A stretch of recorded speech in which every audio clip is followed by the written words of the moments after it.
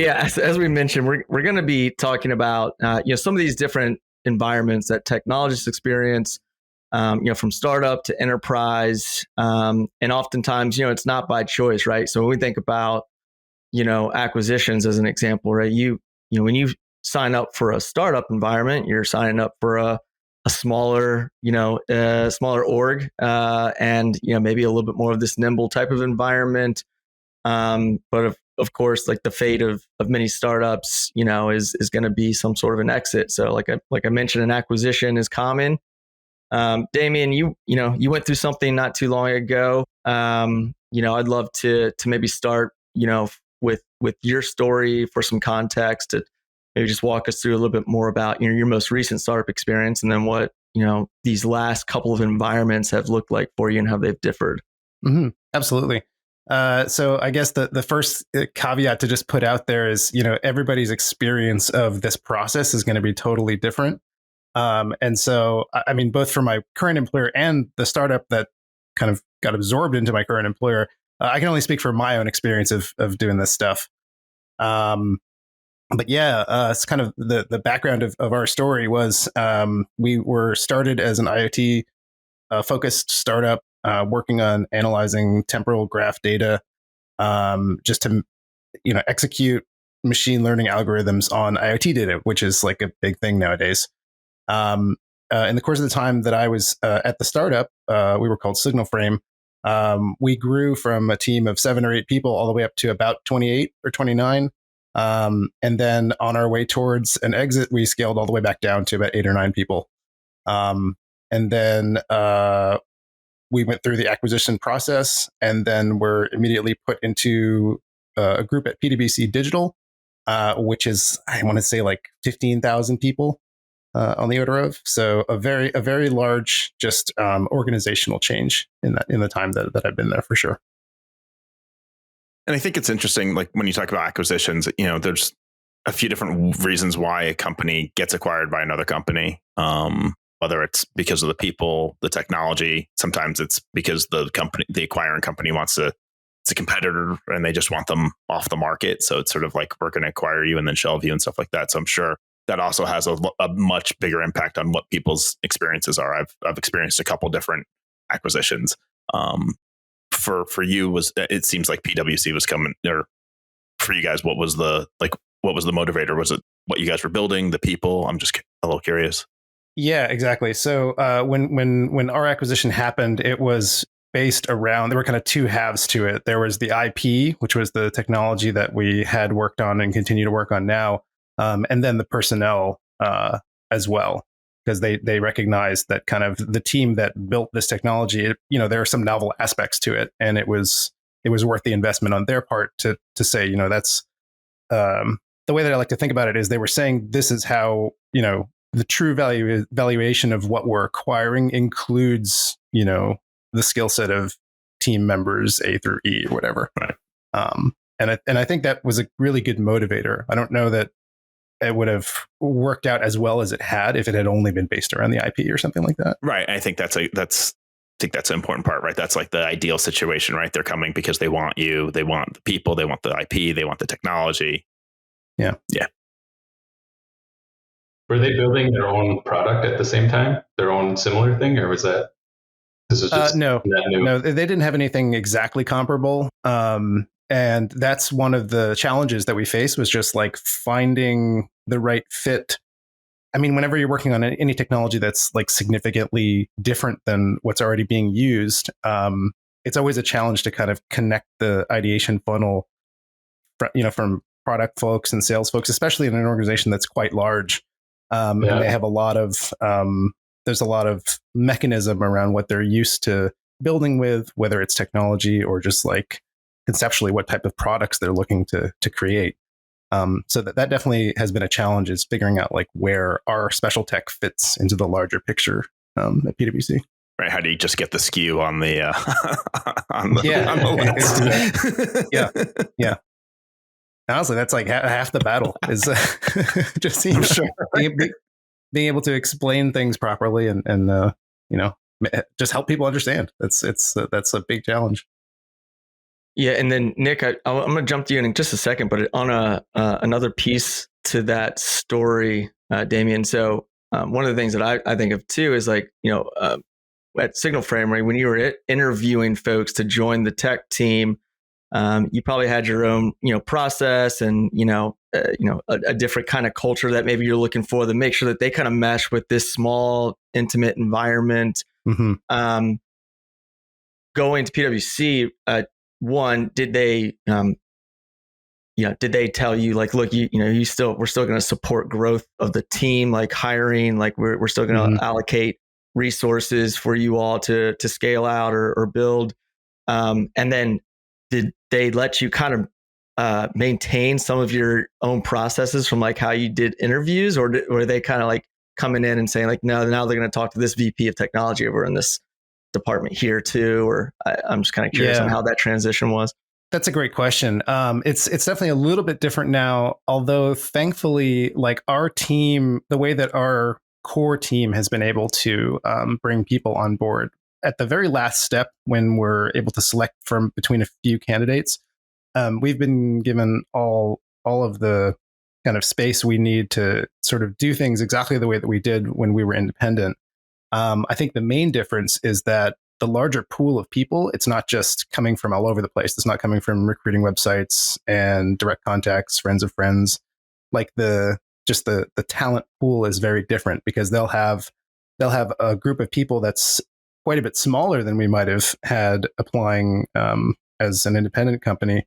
But those people have already gone through like a bunch of interviews potentially or other processes, or they come from some special contracting vehicle that brings people on a temporary basis. So there's just a lot more machinery behind kind of before they get to us. But we've been lucky in that we can still sort of check if people are interested in the technology. Yeah. I actually found like for our team, I guess partially because of what we're working on, we're almost like a bigger part of the culture fit. It's not so much whether you want to hang out with us. It's just whether like, do you like this type of technology, and like, are you going to push yourself on it?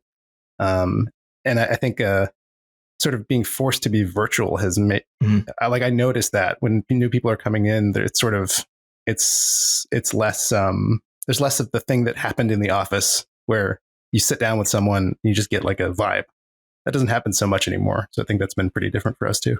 Yeah, it is different. It's like for us here at Hatch anyways, it's like, personality match is super important. Like we want to make sure, we can joke with you and not, nobody takes themselves too seriously here. And, maybe that's not as important of, in larger environments where it's like, you're not going to be interacting with that person maybe as frequently or, crossing, paths with them in the hallway or whatever it might be. But, just an interesting transition. So, Nick, let's jump into your scenario because, a little different, not necessarily, acquisition, but why don't, for context for the listeners here, telling us a little bit about, your experience of, how your environment progressed through, your experience with Sezzle coming in and then what you built that to. And then we can talk about, where you're at currently.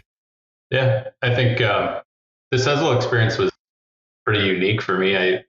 When I got there, I had one employee. Which was pretty amazing for a payments company, and that was the payments team.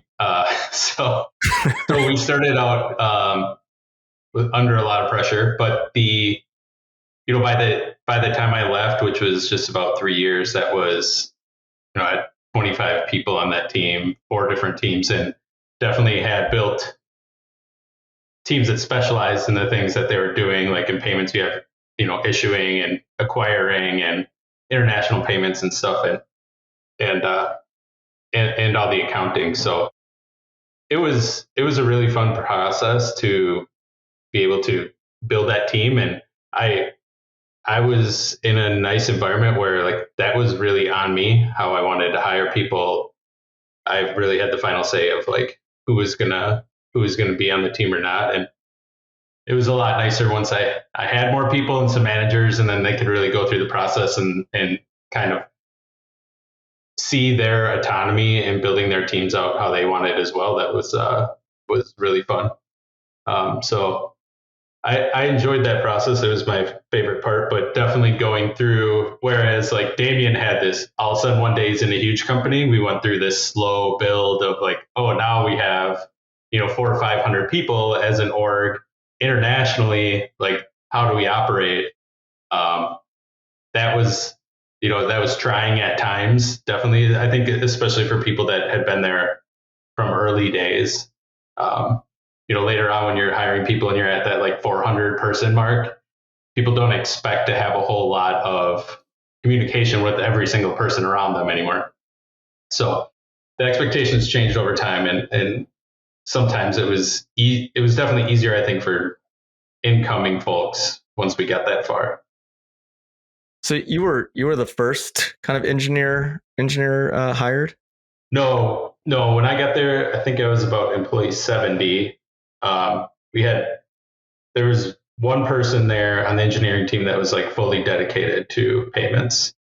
So I got brought in to build that team out, and I guess it was pretty fun. Yeah. I mean, I think it's interesting you contrast, like, because I've also gone through the experience of like the growth, the slow growth, the big company comes in and acquires all of those different things. And I think it's interesting, like the engineers that started early on, and as the company grows, I feel like when it's that growth and it's just sort of gradual and organic, it's harder for some people to sort of like recognize, like, maybe this isn't the organization I still want to be at. Like they long for the days of like, yeah, I knew everything that was going on and I was super, like, we were all connected and so on and so forth. And then you go to like the other extreme where it's like, yeah, one day you're 10 people or whatever, and then the next day you're 2,000 or however big.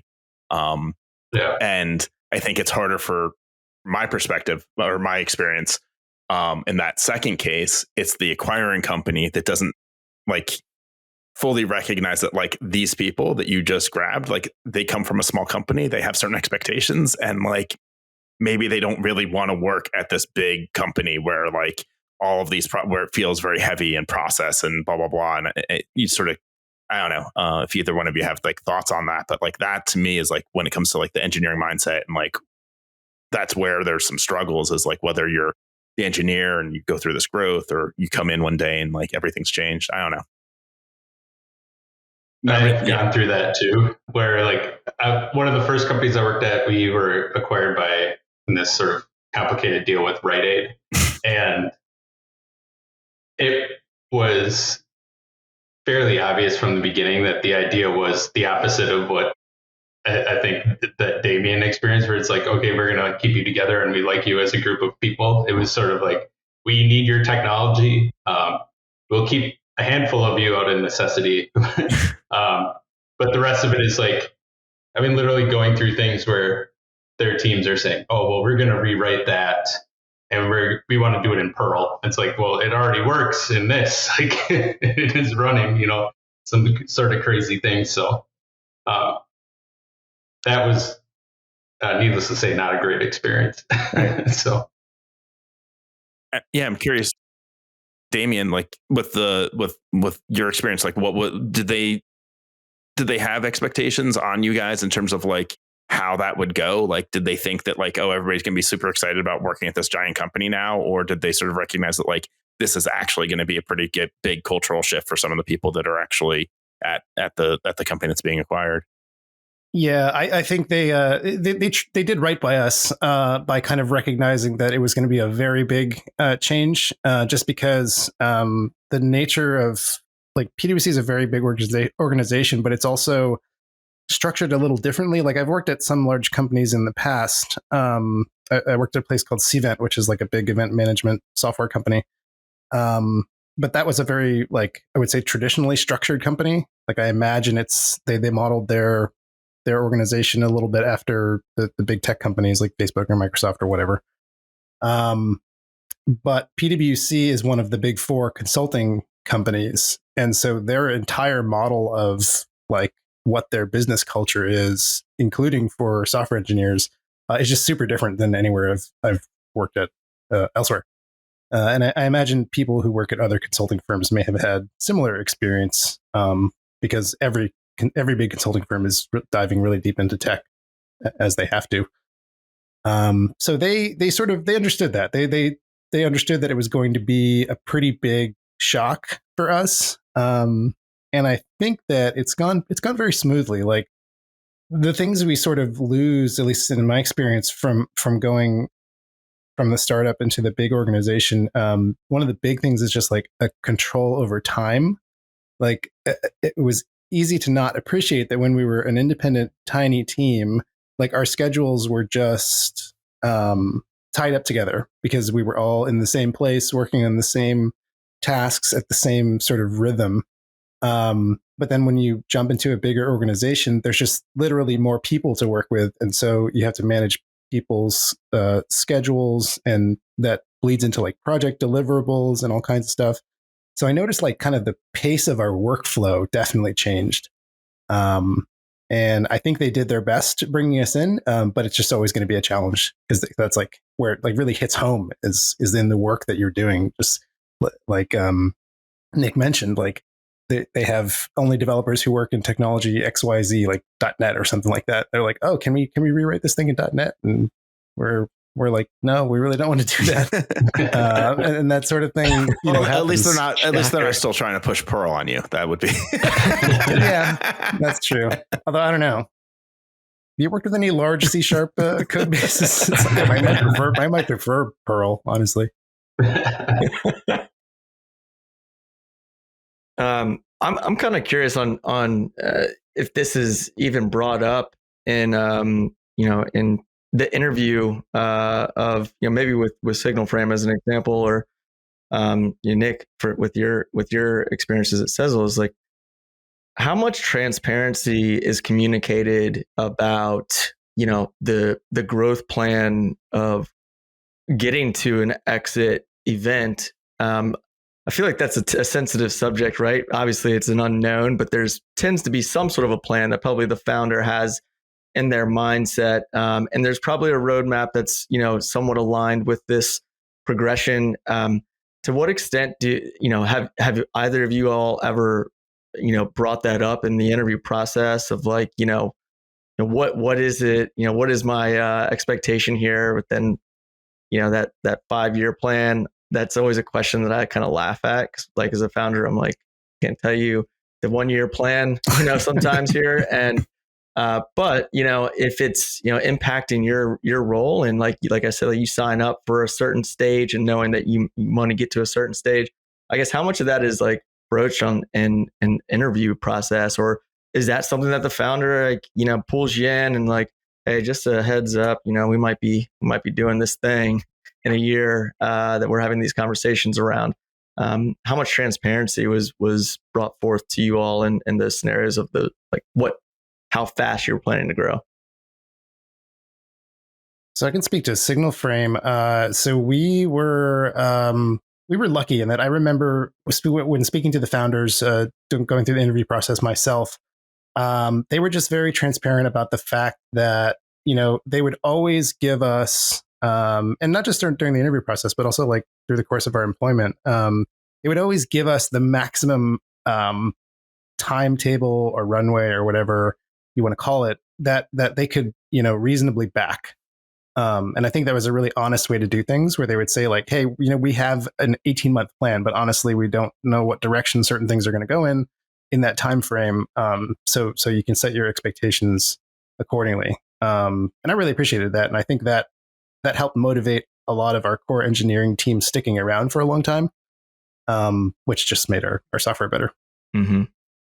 Yeah, and I think that's more relevant as a team is still smaller. I think, once you get into a bigger org, those questions, one of the things is like, if you're public, you can't really talk about it anyways. Mm-hmm. so that kind of puts an end to it. But once you're bigger, there's so many moving pieces that I don't feel that it's quite as relevant as long as you have runway. But I know for me, like I will ask that question, but I think that makes more sense when you're at a higher level within the company to understand really who are the people that you're going to work with, and what do they see as the vision. But to your point though, Tim, is like how much do you know? Like you you have an idea, but it's really 12 months out in like a pre-seed, like a Series A or B company. Like that's pretty hard to know.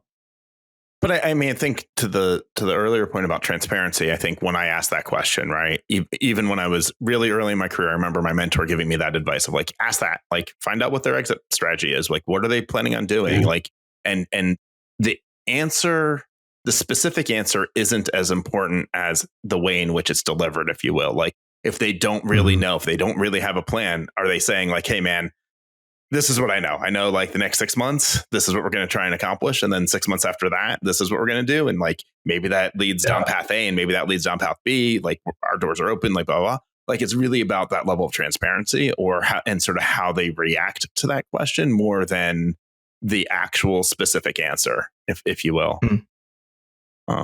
And I've always appreciated that transparency. I would much prefer someone tell me, hey, all options are available. Like we, or no, our plan really is like, we see ourselves in 5 years. We really want to just be acquired. Like we want to build something that like really like, which no one's ever said to me. Like it's usually the latter of like, we want to be open to whatever, wherever things take us. But I think it is important. I think it's a valid question to ask. I don't know how important it is. It's really up to you to decide how important it is to you to know that stuff. But I think it's. Well, I think I also respect the question because it's clearly somebody's concern, thinking about their future too, right? Because it's not just the company. It's like, where do I fit in as well? Because that's, I think, a bigger, piece of this theme of this topic is, your role is going to be changing, regardless. And so you need to think through what is it that you are comfortable with, and then what are your expectations of where I'm going to be going at that next stage. So we get this round of funding in a year, if that's what you're saying is in this milestone that we want to get to. We got to get the team to this stage and the product at this point. But then what are my options? Because there's going to be a hiring spree, I'd imagine. And then, it's almost like broaching that early on and just trying to map out as best you can, even if they're not going to tell you like, yeah, after that, we're getting acquired, but it's like, okay, well, if you want to run this, this team, like we're going to have these new features that we're exploring. We'll probably need somebody to manage the people, or you could just go down the principal, path, whatever it might be. But at least you're showing me that you're concerned, you're interested and want to know what my options are, So just something that's almost like underlying asking without asking what your path might be or what it might look like. Yeah, I think Nick brought up a good point, which was that I think part of the reason you tend to ask, well, you tend to speak about that aspect a little bit less in a bigger organization is that one of the biggest changes we noticed was kind of in our search for new product applications for our technology. Everything just had like an unlimited staying power because we weren't so concerned with the next quarter or the next 18-month, runway plan. We could really like let different proofs of concept or other sort of explorations of the application of our tech. We could do that in a more comfortable way than we could have when we were a startup. And I think that it has its pros and cons, but I think that was a positive change for sure. Moving to a larger organization, it was like less scrappiness a little bit, and maybe less worrying about keeping the lights on. Like we could actually focus on the tech to some degree more, but very different. The other question I've been asked, and I found interesting, especially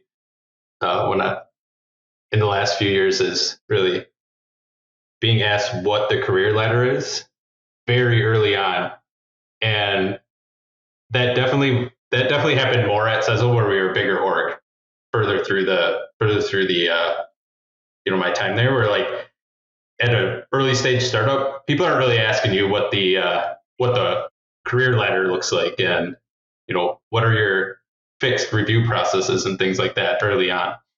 So that was always been a pretty good question, I thought, when you're in a little bit larger company.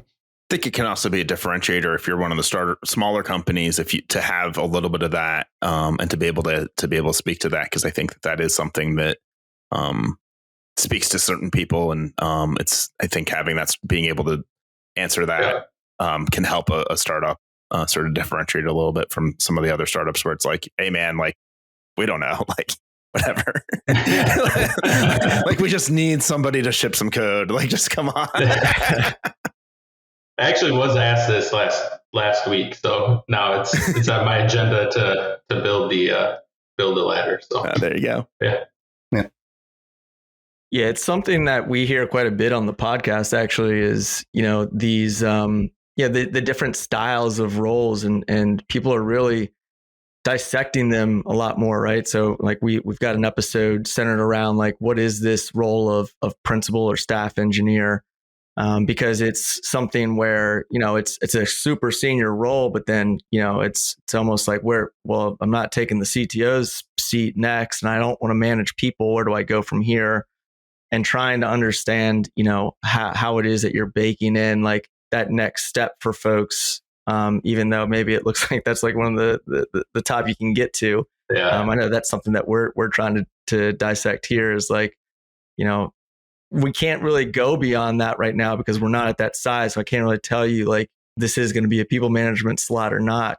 We're not there yet. And I don't know how much we're going to really invest in that department, but it's just interesting to see like a lot of people are really tapping that right now and wanting to, make sure that there is a career path in place and what their options are laid out.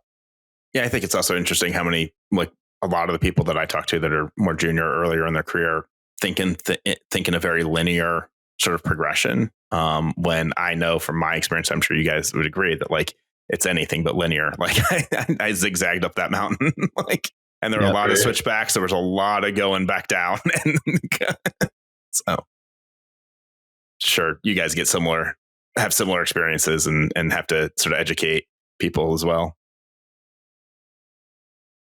Yeah, I mean, definitely, I went from before Sezzle being a CTO and building a company from, the 20 plus or almost 30 engineers total. And like, then going back and like, okay, now I'm in code every single day, like all day. And it wasn't exactly what I was hoping for in long term, but it definitely was like a clear path, right? So it was worth it to me to be able to say like, all right, let me dive into this again and get back in code and then be able to work that way up. So that overall a good choice, I think. So Nick, when you joined Sezzle, what was it? Was it like a Series A at that stage? It was right after they had gone public. That company went public on the ASX, which is Australian Stock Exchange. So it was the BNPL space was very well understood in Australia, and that was really the impetus of going public there instead of here in the US. So from the whole time I was there, actually we were public. It was an interesting thing because the company was so small as a public company still. Yeah. But as I'm sure a lot of people have noticed, that space it exploded so quickly that you really had to have a huge runway to be able to grow as fast as you needed to become competitive. So it did make sense. And now right after I left, they were just acquired by Zip as well. So that was a pretty short, I mean, in the grand scheme of a company, like that was a pretty short go of it, but before getting acquired, but I mean, congratulations to them. It was a big deal. And then currently you're is it seed or A? We just closed the seed, kind of had a 2-phase seed, I guess. We closed in December, and then another opportunistic investor came in April. So we're building the plan. Hopefully we have a pretty good runway until there's a real need for an A right now. And what's the size of the engineering team? Yeah, the engineering team today is pretty small. So I came in and acquired a very senior team, which was interesting. Not not something I experienced before, that had really worked together for quite a while. So that I was lucky to inherit a team like that. And right now we have just about 8 people, I think. So any like standout attributes that you feel like you've pulled from your previous experience and at that stage when you joined versus where you're at currently within those two environments? Is it anything that jumps out as drastically different to you, and what would those be? Yeah, I think one of the interesting things about being at a seed level company is just your product is still really a work in progress, and what is hard sometimes is that you build something and you're close to it and you're super proud of it, and it's hard to like either find out that wasn't really very relevant, or that like you still need to make some more tweaks on that for it to reach its full potential. So I think I had kind of forgot a little bit about that since I had a fairly established product for 3 years, and hadn't been in that like first day, first line of code thing like I was at Tritium before. So it was a little quick refresher for me once I got there, but it's definitely all about just like how quickly can you fulfill some requirements of your early adopters, right? So. Mm-hmm.